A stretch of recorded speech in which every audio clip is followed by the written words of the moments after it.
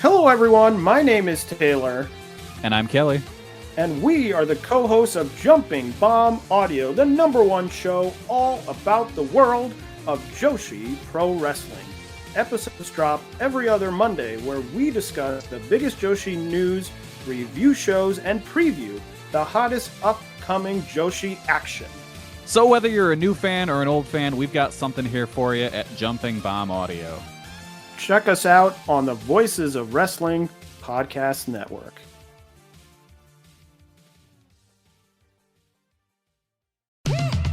At Verizon, anyone can trade in their old phone for a new one on us with Unlimited Ultimate, which means everyone in your family could get a new phone and stay on your family plan, keeping you close.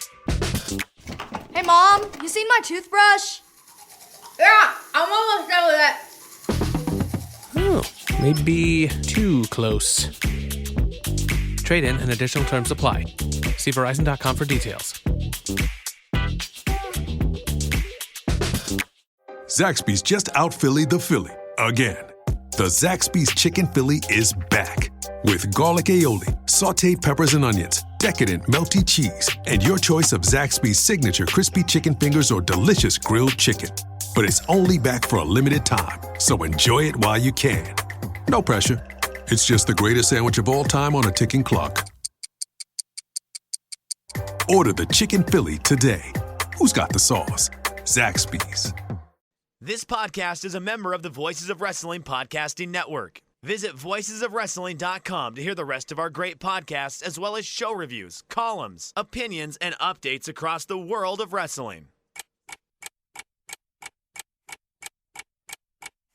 Welcome to Jumping Bomb Audio.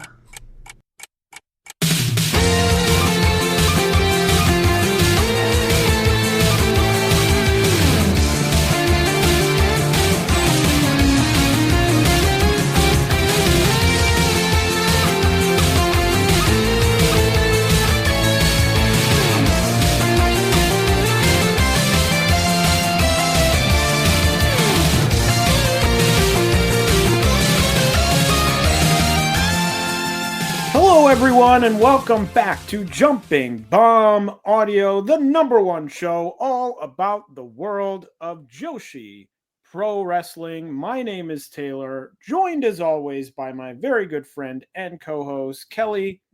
Kelly, how goes it? It's going pretty good. Things are going all right. How about you? I can't complain so far. So far, so good. Yeah. Well, on this show, we've got a lot to talk about. We're going to do the same thing we did 2 weeks ago. Not going to do a deep dive on any of these shows, but going to talk a whole number of shows. We've got Wave, we've got Tokyo Joshi, SEAdLINNNG, Marigold, Stardom.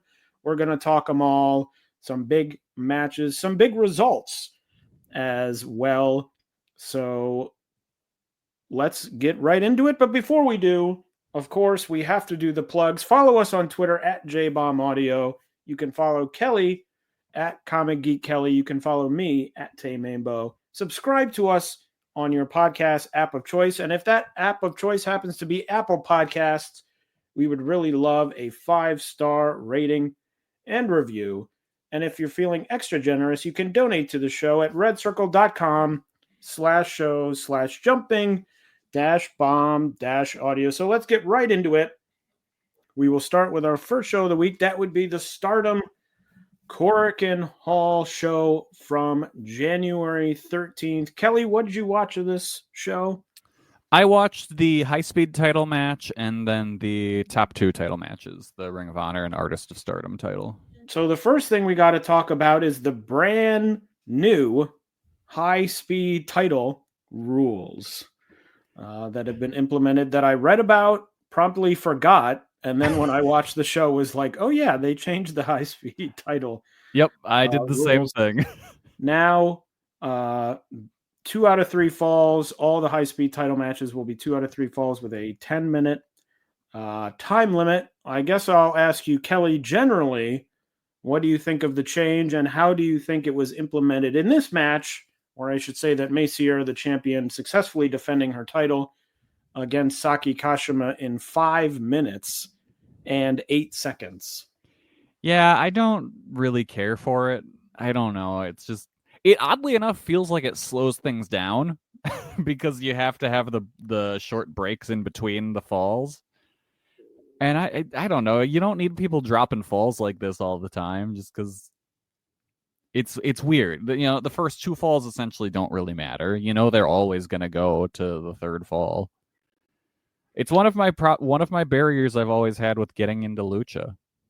Is the 2 out of 3 fall steps, and everyone's always told me it's like the first 2 falls don't matter, and it's like, well, maybe they should. I don't know.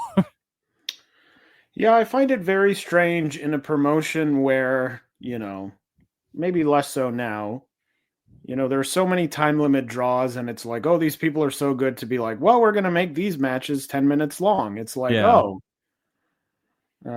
shouldn't most of them go to a time limit draw? But of course, they're not going to do that. I'm not opposed. I think clearly the company doesn't know what to do with the title.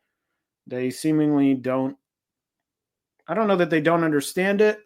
They don't really seem to care much about it, as evidenced by the fact that it largely is the same 4 or 5 people, and then you get one, May Sierra is here, so who's she going to beat? She's going to beat Saki Kashima. I'm sure Fukigen Death will get Fukigen Death is next in line, I bet. You'll see the same people. Maybe they pick someone new up, and they'll come in, and they'll be the new person, and they'll hold the title, and then they'll move on. So I guess I get it. I mean, my argument would be, like, if you don't really know what to do with the title, and you're like, oh, we want to, it's just like all our other titles, just get rid of it. Just seems, I don't know, very odd. It sort of worked well. At the beginning, it worked here because I was like, oh, of course, Saki Kashima stinks. And so lost the first fall in 35 seconds. And I was like, oh, okay. Of course, the problem is, and Kelly, you mentioned this at the top of your answer, which is that now you're going to have, May Sierra dropping a fall to Saki Kashima. Yeah, everyone's going to be champion. Yeah. If she wrestles Fukigen Death is probably going to get a fall. Yep. Like, you're just establishing more. It's sort of like the high-speed title didn't really matter. It didn't really ever feel, except for, like, Starlight Kid, Azumi, like that class of people who already clearly had the company behind them in some fashion. This clearly is not like a promotional belt in any way. It's not like, oh, they were high-speed champion for 3 months and then they lost it and now we're going to move them up the chain. It's sort of like, well, we don't have anything for you right now, so we'll give you the high-speed title. Yeah, now it's just throw them in there with all the goofballs. Yeah, and this, I think, makes that worse because you're like, oh, went 2-1 with Saki Kashima. We'll go 2-1 with Fukigen Death. Like, I'm not sitting here very excited being like, oh, this makes May Sierra look great. It's like, no, it just makes her look like she's some middle of the road, lower card chump. I think there could be exciting. And also I think that doing something like this would probably require something that Stardom does not have I want to say fortitude, but fortitude isn't the right word. You got to have some people win 2-0. Now, look, this is the first one. Maybe that starts happening all the time, and we're like, oh, we were wrong. May Sierra should come out and beat Fukigen Death 2-0. Should have come out, beat Saki Kashima 2-0. Like, that would be good. That would be a gimmick you could use. I'm in high-speed title matches, and I haven't dropped a fall. The same thing that they've done sometimes with the pure title in Ring of Honor, where it's like, oh, I'm the champion. We have these rope breaks, and I don't need my rope breaks. I don't use them. Like, makes you look good. But I have a feeling, based on the way this company is largely booked, we're going to be seeing 95%, if not 100%, 2-1. Yeah. 2-1. Time limit draws, probably. It's like, oh, you went over half the time limit with Saki Kashima. who I would say is at the bottom of the pecking order or close to it. Mm-hmm. What are you going to go if you have anyone of any note in this match? So this feels like the beginning of the end for the title. Yeah, it feels like something where they're like, we don't really know what to do. We'll try this. It probably will not make much difference. And I don't know why they want to keep it. Like, just get rid of it. Yeah. It seems like a thing where they want to hold on to it to be like, like SEAdLINNNG is doing high-speed matches. And I guess they want to hold on to it to be like, no, we're the high-speed company. But it's like, you aren't really. No. Well, and also now, especially, they probably want to keep it because Rossi did the Superfly title, and they're like, well, fuck that guy. That is true. I didn't even think about that, but it's felt for years like a title that they're sort of like, we have to book this title? Ooh, yeah. Okay. Well, Fukigen Death, what are you doing? So smoking a cigarette, reading the newspaper. The semi-main of this show was the Ring of Honor World Women's Title match. Athena successfully defending her title against Tekla. That was all built off the Wrestle Dynasty show. Kelly, what do you think of this match? I was kind of disappointed by this. I thought it felt weirdly low effort from everyone involved.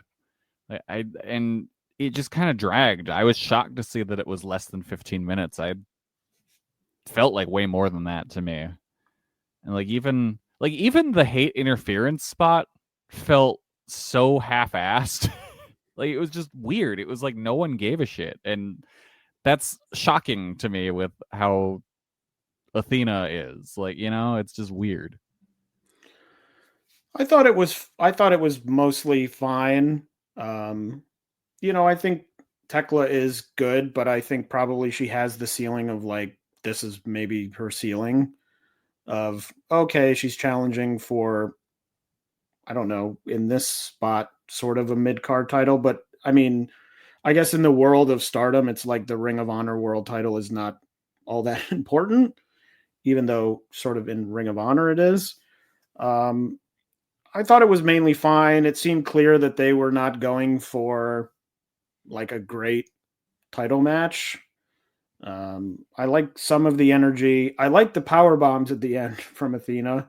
Yeah, that was good. That was the highlight for me, power bombing Tekla over and over again. I was like, oh, this is cool. But largely a match. And of course, Kelly and I would say, are the predominant haters. Mm-hmm. So anything that involves them, I'm like, all right, come on in. But fine, nothing great. But I think had this and the main event been switched, I think maybe we would have gotten maybe not even higher effort, because it didn't feel to me like they weren't giving effort. It just felt like they were okay to go out there and be like, we're in the semi-main. Let's just go out there and sort of do a standard match. No one is thinking that Tekla is going to win the title. So yeah, that also didn't help anything. It was just sort of like, we'll go out, we'll do a match, like a very sort of indie show. Like, hey, we're in the middle of the card. We're two good wrestlers, but we're not main eventing, and this doesn't really mean a lot. So let's just go out there and not get injured. So yeah. And then the main event was the Artist of Stardom titles on the line. The Cosmic Angel Trio champions, Natsupoi Sirino and Tam Nakano, defeating the Cosmic Angels trio of Aya Sakura, Sayaka Kurara, and Yuna Mizumori in 18 minutes and 38 seconds. After I said that Yuna was not being, we had that whole debate. She was in the main event of this show. Of course, they heard us losing.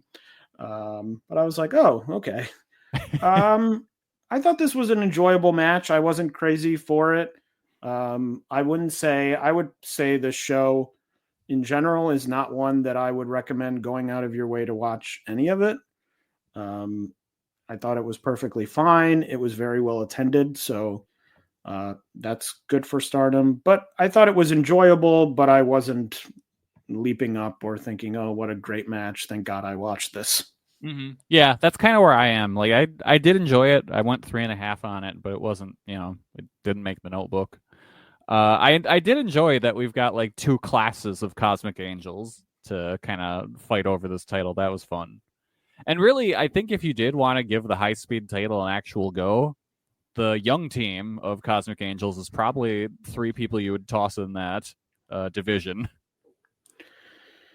Yeah, I mean the question really is, do they care enough? Because you could get a lot of people in that division, but you would then have to probably try and establish it as more than just like, we put people here when they're not doing anything. I feel like giving Saya the title was kind of like the last gasp of them trying. Well, and that was sort of like, oh, this will be interesting, and then it didn't last very long. Yeah, exactly. It was sort of like, well, we don't have anything for you right now, but we know you're going to be important, so we'll give you this title that really doesn't mean all that much. I think really any belt, and they have they call it the high-speed title, but there are no special rules. I mean, I guess the thing is they sometimes go fast, but other than that, it's sort of like, well, anyone could be in the division if they really cared. And then you're debating it against the future of Stardom, which sort of, it doesn't serve the same purpose, but feels like they're on the same level. But still, it does feel more important, though, I would say. But I would say there's less baggage with the future of Stardom. Oh, yeah. Title than there is with the high speed. Yeah. But they do make like when Hanan had a long run, they made that feel important and all that stuff. So, yeah, overall, I think a show, if you want to go watch it, you'll probably have a perfectly fine time. But if you miss it, not much missed, I would say. Yeah.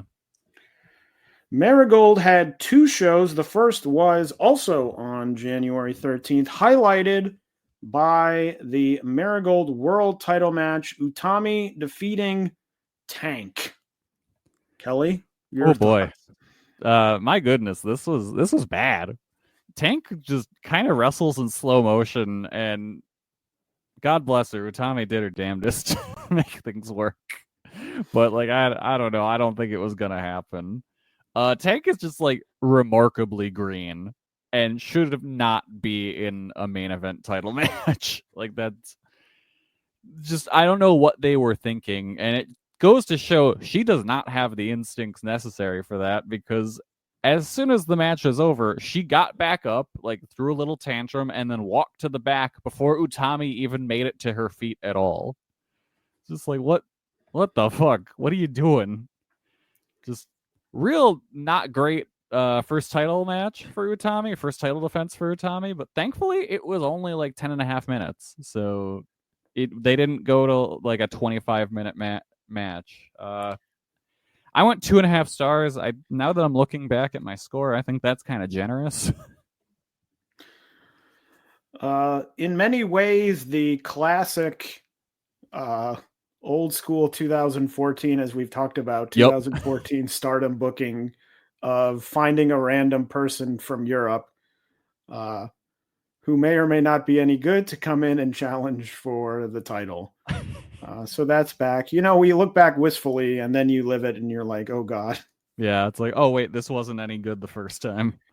Yeah, I would say, not trying to be overly mean here. I would say there's really nothing, with Bozilla, it was sort of like,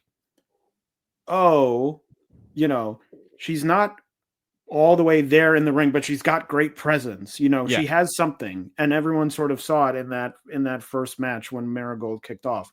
So it was sort of like, okay, the in-ring isn't there. That can be worked on, but she's got something. We know she's got something. Like, to me, Tank is someone I'm like, what is there? She doesn't have anything. Where it's like, oh, the thing that makes you really think, I want to see more of her is, like, if you have to watch another Tank match, Kelly, what are you looking most forward to? Hoping that they swap her out with Southern Indie Tank. Or Tank Abbott. Yes. Yeah. If we're ranking the tanks, she's at the bottom. Well, Kelly, it's interesting you said, I don't know who would put her in a main event. But could you believe that then, less They than did a it week again. later, she was in another main event?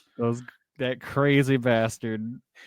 Marigold running a show on the 19th, just hours ago from when we recorded this, at Korakuen Hall. That show was main evented by the tag title match, Bozilla and Tank taking on Nanai and Sari in the main event, and a shock victory for the newest super rookie, Sari, winning the titles with Nanai.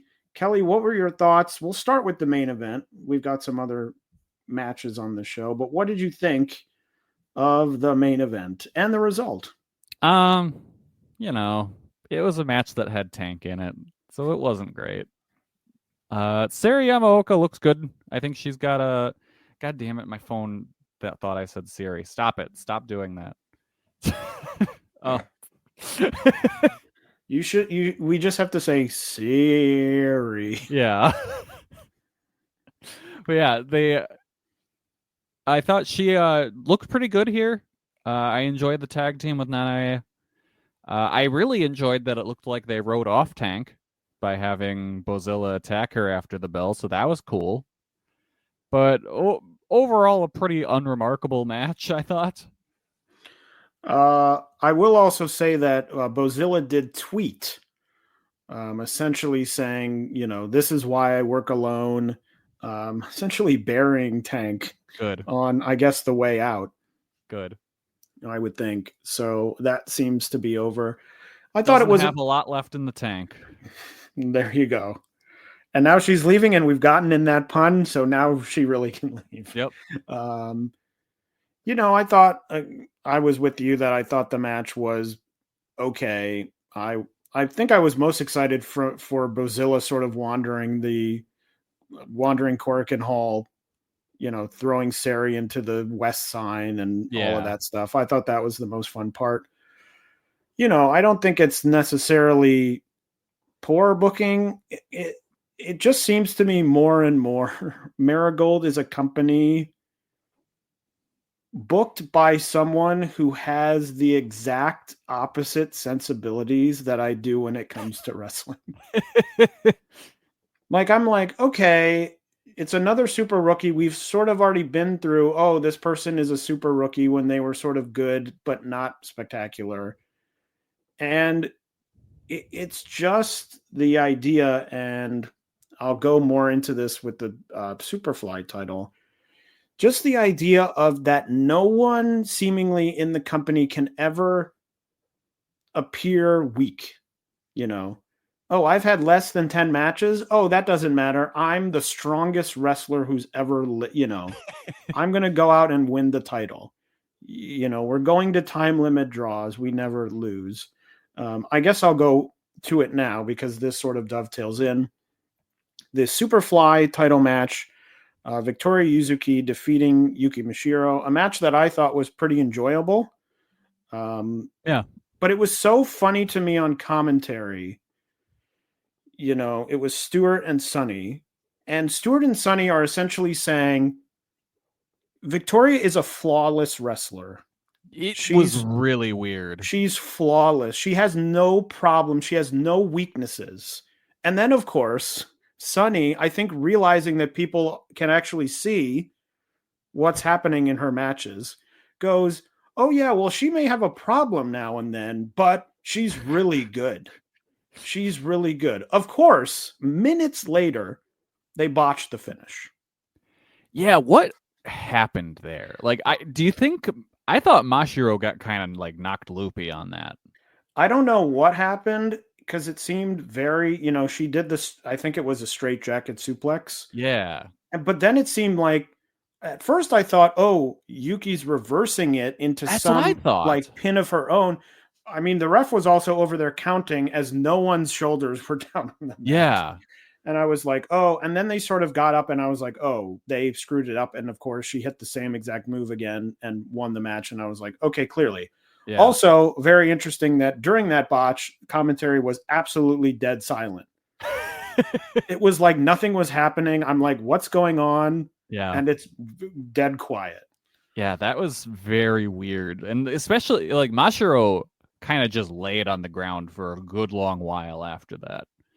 So that's what made me think that she got kind of knocked out a little bit on that. And like it felt weird, especially because Yuzuki was just like, all right, we're gonna do the same exact thing. I think it's gonna work out better this time. Which is one of my least favorite. Like, I guess I get that it's the finish, so you're like, oh, I'm gonna hit my move and win. But I always hate when it's like, well, we botched the move. Let's just do it again. Let's do the same thing over again. I'm like, at least like stand up and do like the, like the slash across your throat. Like, I'm putting them away with it this time. Like, don't just be like, well, what you saw just didn't happen. Yeah. But anyway, my point, my sort of initial point was the presentation of everyone in the company as these are all flawless wrestlers. They have no problem. Victoria Yuzuki, she's very young, but actually she's the best wrestler you've ever, she's flawed. She has no flaws to her game.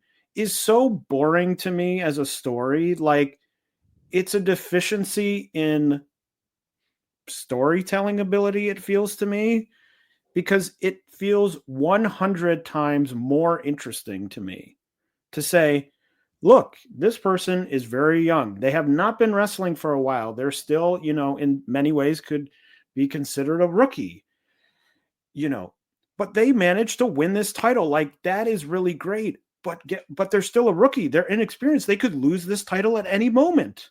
But what if they're $1 million?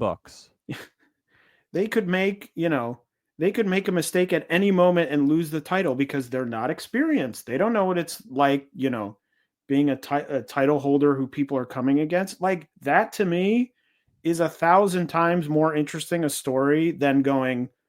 Some things you wouldn't mind being stuck with, like a huge inheritance. But a phone that has to be plugged in just right so it charges is not one of those things. Switch to Verizon and we'll pay off your old phone up to $800 via prepaid MasterCard for a new one on us. Just trade in any phone from our top brands with select unlimited plans. $829.99 purchase with new smartphone line on select unlimited plans. Minimum $90 per month with autopay plus taxes and fees for 36 months required. Place $830 trade-in/promo credit applied over 36 months. Trade-in terms apply. Payoff phone requires smartphone purchase and port-in with new smartphone line on select plan. Must provide most recent bill showing payoff amount of eligible phone. Additional terms apply. Now Taxes is 100% free when you file in the TurboTax app if you didn't file with us last year. Oh, yeah? Yeah, just do your own taxes in the app by 2/18. What if I have lots of forms? All good, all 100% free. What if I had 3 jobs? Still 100% free. What if I once saw Bigfoot? That has nothing to do with taxes, so still 100% free. Now that's what I'm talking about. Now this is Taxes. See if you qualify in the TurboTax app. Excludes TurboTax Live, must start and file in app by 2/18. They're perfect. They're amazing. They're the best. They're the greatest wrestler, because also then you have nowhere to go. Yeah. Like, what is she then going to become, the greatest wrestler? Like, there's so many stories you can tell with, and this is a problem, I think, across the board in many ways in wrestling. There are stories you can tell with losing. There are stories you can tell with weakness that people don't want to do because everyone wants to appear like, I'm a flawless wrestler. I have no problems. I'm going to go out. I'm going to win every match, blah, blah, blah, that I think are much less interesting than the idea of, I have to defend my title and I don't really know what I'm doing and I'm very talented, but it's not all there yet. Like, who's good with that kind of storytelling? Tokyo Joshi. Yeah. And to the point where a lot of us fans don't trust them to follow up on those stories because across the board, wrestling is so bad about it. But it's like in the case of Miyu Watanabe with her losing the tournament and, losing that match to Ryo Mizunami, all that stuff came back in her title run. Yeah, that's very true. Now sometimes they don't do it. Yeah. They sort of started doing that with Maki and then it never went anywhere. Yeah. But yes, and it's just there's there's a level of flatness to me when it's like all of these wrestlers, no matter if they have had one match or have had 50, 500 matches, they're all equally amazing because they're all the best wrestlers you've ever seen. It's like, okay, but I can also see with my eyes, if you're telling me this wrestler is flawless and then they make 4 mistakes in front of my eyes, then I'm not going to believe anything you say on commentary. There's nothing wrong. She's very young. As I said last time, I made the joke about she's the Sabu of Marigold. Uh-huh. But it's like, she's young. She made some mistakes in that big match that we talked about 2 weeks ago, but that's fine. I was like, she made some mistakes. She's young. She's got to button it up. But sitting there, it's the old classic, don't piss on my head and tell me it's raining sort of thing, where it's like, she isn't the best wrestler in the world. She's a very good young wrestler. She's a very good young talent. And, also, if you tell me everyone is equally as good, then who do I really care about? Because they're all just the same automaton, good wrestlers. So anyway, all the best wrestlers fight. Where the best wrestle? Marigold. Yeah, but as I said, I think it's just that's the way Rossi books, and that's the way I don't like things being booked. Yeah. Would I have given Saree the tag titles in under 10 matches in her career? No. I probably would not have done that. But I also would not have given Tank the tag titles either. That is true. You're telling me you wouldn't have main evented Tank with multiple shows? Sight unseen? I don't think I would have.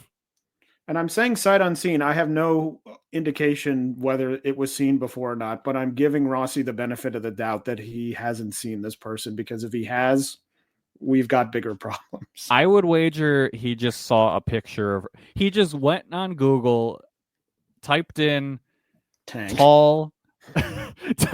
tall European woman wrestlers, and then went, oh! Tell her I've got lucha masks. Would she be willing to put a mask on so I can have it later? Oh, and speaking of masks, now with the Yuzuki thing where they're just like, oh, she's wearing Mayu's mask. She's holding down the fort for her. I'm like, I don't know. That seems weird, especially because, like I said last time, every day that passes, the more I'm like, I don't think Mayu's making the jump. Yeah, I mean, that was the big fear where it was like, oh, all these people are out of contract and they're jumping, and there'll be other contracts coming up. Like, thinking of the Stardom roster. I think Mayu's was up in October, is what I remember people saying. Well, no, I thought she got extended. Okay. I feel like that was reported, but then people were like, oh, maybe that's not true. Oh, okay. But I'm like, I guess think of the Stardom roster. Can you think of anyone who you'd be like, yeah, get over to Marigold? No. No, I can't either.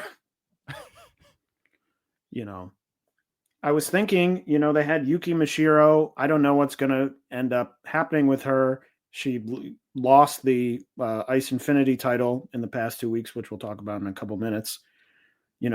Maybe she comes in full-time, or if not full-time, more regularly.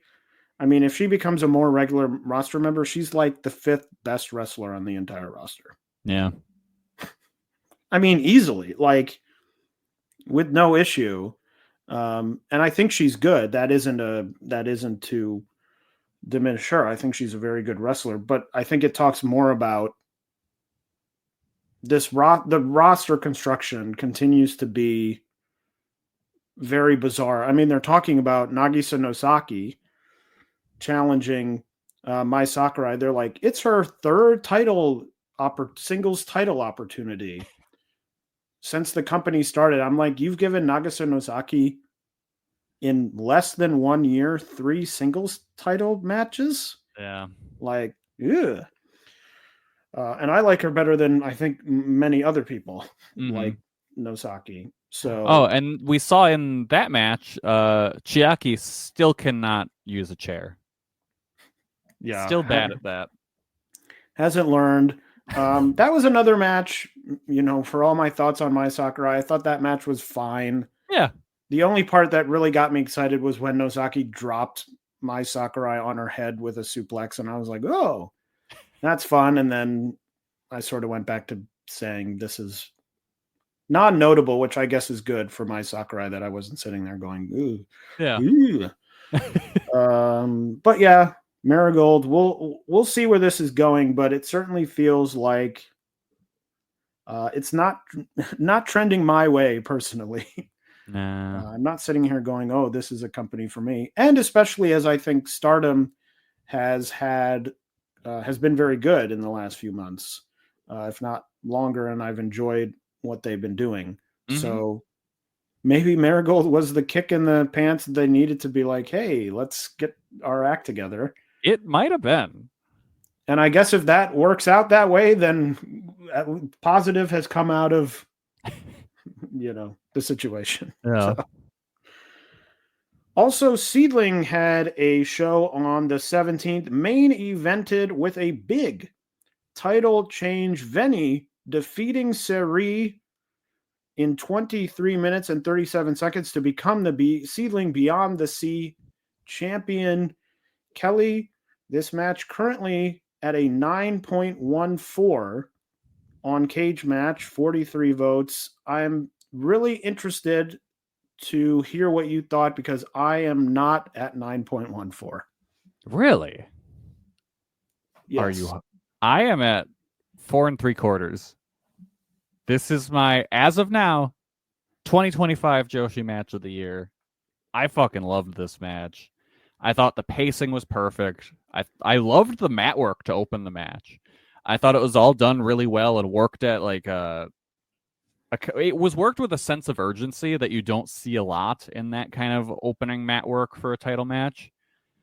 I liked the brawl on the outside after that, and then once they got back in, they just threw bombs and tossed each other on their heads. I liked Vani working over Sari's arm to kind of lessen her striking ability, and just I thought tremendous performances from both of them. I loved this match. All right, that's interesting. I was at 4 stars. I thought the opening 10 minutes was a snooze. Really? Because they made the 10-minute call, and I was like, we've got to start doing something here. Interesting. I don't know. I went in with very high expectations because of these two workers. I thought SAREEE, of course, very good, throwing shoot headbutts in Shinkiba first ring. It makes such a good noise in Shinkiba. I'm like, wow. Good that Veni won the title. I mean, I guess I don't know if SEAdLINNG's going to shut down in 1 week. They waited until after the season of Fantasy Joshi to belt her up. Because I was thinking Veni needs something to do, because she very much feels like someone who's just sort of wandering the earth. Yeah, after 10 minutes, it definitely picked up. That's why I got to 4 stars, because I liked the back half of the match. But the first half, I just sort of felt like, and then there was the interference, the outside interference at the beginning, which I was sort of like, okay. Yeah, I could have done without that, but it led into... I enjoyed the brawling on the outside that came from it, though. Yeah, so I thought it was solid, but it was below my expectations as to what I thought they could do. So I was at 4. So I guess, that would be an 8. So I'm not majorly below, but I went on and was like, oh, 9.14. That's like 4 3/4, which of course I was not close to. And that's where I am. So there you go. Two different opinions on the match. Kelly, we don't often have this on the show. And it's rare that then one of us is with the consensus. Yeah. But again, I still went 4 stars. I thought it was a good match. Why'd you hate the match, Taylor? I know. I guess also I have such high SAREEE expectations that I'm like, this is going to be the craziest thing I ever see. And this, I think you could agree, this is not the craziest thing you've ever seen. No. So, but listeners, you should take a watch. Let us know who you agree with. So that was SEAdLINNG. Tokyo Joshi had some shows in the past 2 weeks. Rika Tatsumi won the Princess of Princess #1 contender battle royale on January 11th. And then the 18th and 19th were the first 2 shows of the Max Heart Tag Team Tournament. Kelly, what were your thoughts on the first show, and maybe your thoughts overall on the tournament, as of course the last time we recorded they had not announced any of the teams or any of the brackets yet, so this is our first time talking about any of this, really. I feel like, at least in this early going, all of the matches, except for like the main event of night 1, go exactly the way you think they're going to.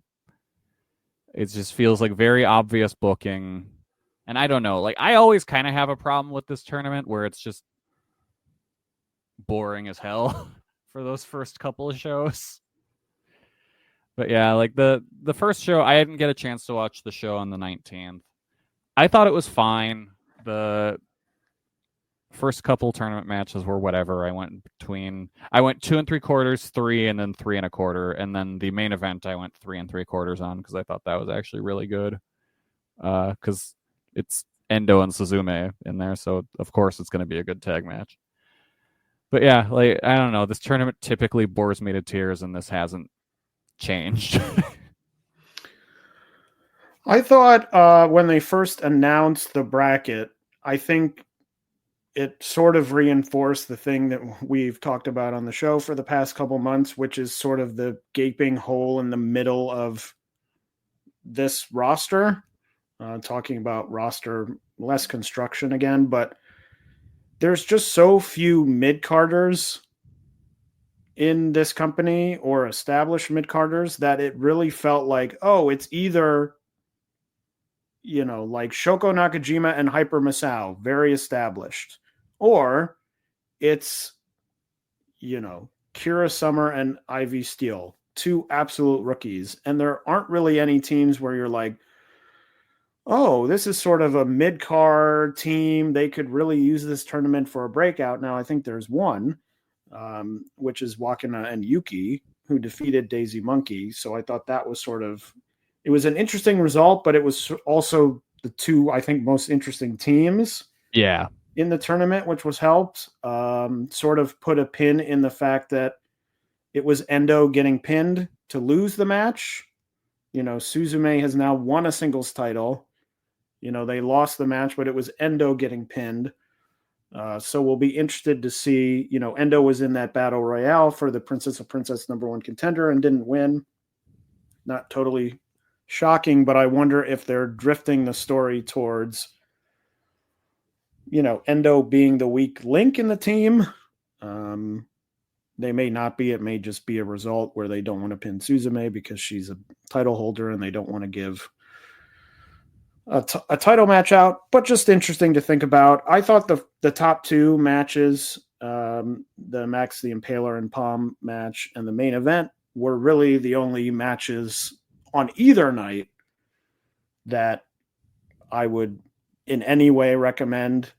I sort of agree with you. I don't think I feel as strongly as you do, Kelly, that I'm like bored out of my mind, but I think the first 2 rounds of this tournament, even as the company has grown, have always sort of felt like, oh, we're doing this on a house show. Here you go. We're in a small venue.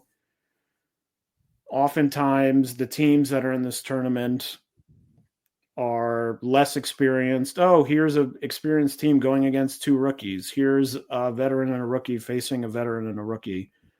So it's always sort of been this way. I was not tortured, but I was sort of like, this is all fairly average. The first night better than the second night. I don't really think there's anything in the second night that I could recommend that you go out of your way for. There was even more comedy in the Max and Palm, Raku and Yuki Aino match. They were running all around the arena. But yeah, it's usually this next round, which is coming up. And then of course the finals, which is it's always sort of funny now because the last match is usually always really good. And, it gets close to match of the year lists, especially just in Tokyo Joshi, and it sort of wipes your memory of the opening rounds. You're like, oh, remember that great final match? And you're like, yeah, the Max Heart tournament's great. It always gives us one great match. And it's like, yeah, it's a great match, but it sort of wipes the memory, and then you start over every year and you're like, oh yeah, I remember these opening rounds are usually just sort of like, oh, these are fine. And these were fine to me. Mm-hmm. So that is Tokyo Joshi. What else was happening? Oh, as I mentioned in Ice Ribbon on the 13th, Manami Katsu defeated Yuki Mishiro to win the Ice Infinity title. Again, don't know if that portends something with Yuki and Marigold or not. I don't really know what Ice Ribbon is doing with their booking. I'm not sure Ice Ribbon knows what they're doing with their booking based on the fact that people get injured, people leave, people do something just about every week. So that is that. Diana had a show on the 19th, Kyoko Inoue retaining the Elizabeth title against Himiko and Yuki Miyazaki, and Hiragi Kurumi defeating Ayame Sasamura to win the Diana title. And then Kelly, something outside of the past 2 weeks, but they just uploaded the Regina DeWave title match between Saya Kamitani and Kohaku, and I know that you gave it a watch, so want to give your thoughts on that. This was really good. It was a lot of fun. I thought Saya and Kohaku had really great chemistry and just worked at a really high pace. I think, Saya keeps improving as a heel. And it was weird. Like, Hate to me works really well as a small room gimmick. Like, I thought the stuff they did here was fine. It didn't bother me at all. Like, it worked in this venue more so than like the big places that Stardom runs. So I don't know. Maybe just send them all off to Wave. I thought the blood elevated things when Saya got busted open. I wish it came from something other than Natsukotora's weak-ass chair shot, but you know what? She ran the razor for this business, and it looked good. So good stuff. I think I liked this more than the match against Tom for where she won the belt in Stardom. So yeah, I went 3 3/4. I'd definitely check it out. It's up on Stardom World, so give it a watch. And that is everything that has happened in the past 2 weeks. So what is coming up? We're heading into a little bit, I would say, of a lull in the action. But Stardom does have a Korakuen Hall show on February 2nd. That is being headlined by a World of Stardom title match. Saya Kamitani defending against Suzu Suzuki. Oz has a show on the 26th of January. Crusher Midamori is in the main event, former wrestler from FMW, and now wrestles. Does FMWE still exist? I think it does. Okay. Has wrestled there, was in a battle royal, I believe, last year in Oz, but this a 6-person tag in the main event. Just so something a little bit different there. And then the Max Heart tournament will continue. On the 25th of January, Yuki Kamifuku and Wakana Uehara will face off against Max the Impaler and Palm Harajuku, and Himawari and Shino Suzuki will face Shoko Nakajima and Hyper Masao. Kelly, we always do this when we get to this round. Who do you think is going to the finals of the Max Heart tournament? I'm thinking Kamiyu and Wakana versus Shoko and Misao. Yeah, that seems like the obvious. Yeah. That would be my choice as well. And also a match I think would be very good. We probably get Serious Hyper, which we always enjoy. Always good. Here on Jumping Bomb Audio. So we will see. That's on the 25th.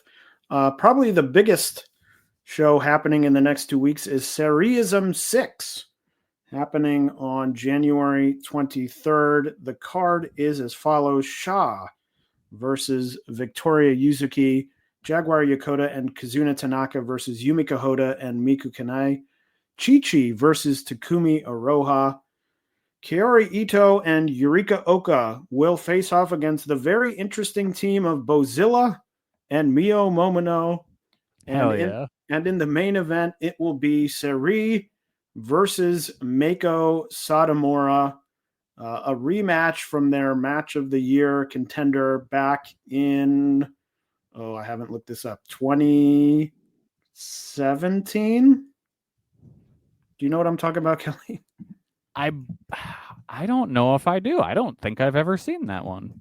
Hold on. Now I'm looking it up. Or I'm just having a, something. Let's see. Maybe I'm just crazy. Am I thinking of something else? I don't know. Because, it sounds like a good match.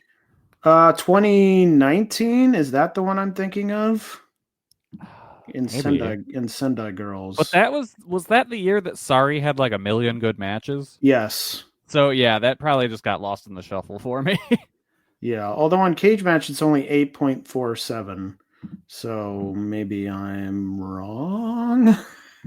Now I'm like, I need to figure out what I'm thinking about. But that was the year that she was so good, and then the top of the following year they were like, she's going to WWE. Yeah. I think that was how how it went. Let's see.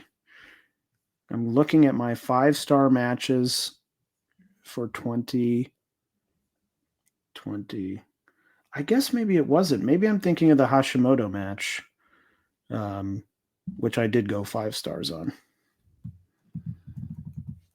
Who knows? Anyway, it should be a great match. Yeah.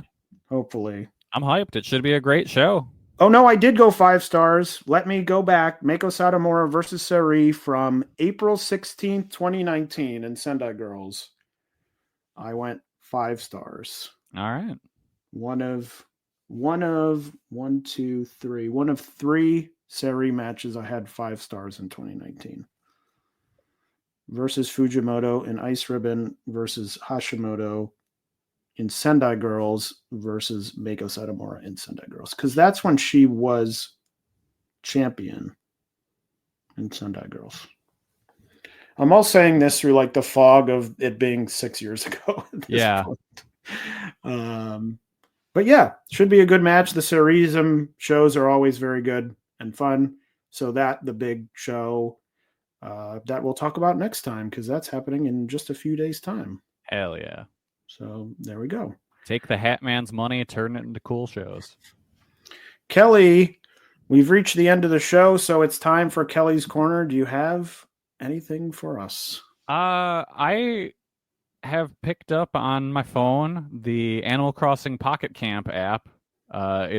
I started playing it when it initially came out like 7 years ago and then fell off, and now there is just a new version where you pay $10 and you just get the whole game. You don't have to do any kind of microtransactions or anything.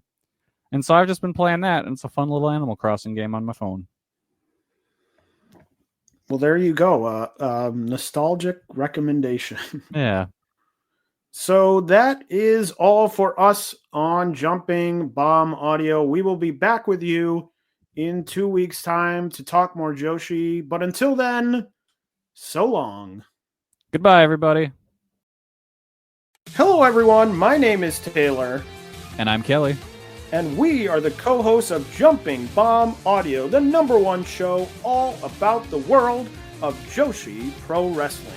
Episodes drop every other Monday, where we discuss the biggest Joshi news, review shows, and preview the hottest upcoming Joshi action. So whether you're a new fan or an old fan, we've got something here for you at Jumping Bomb Audio. Check us out on the Voices of Wrestling Podcast Network.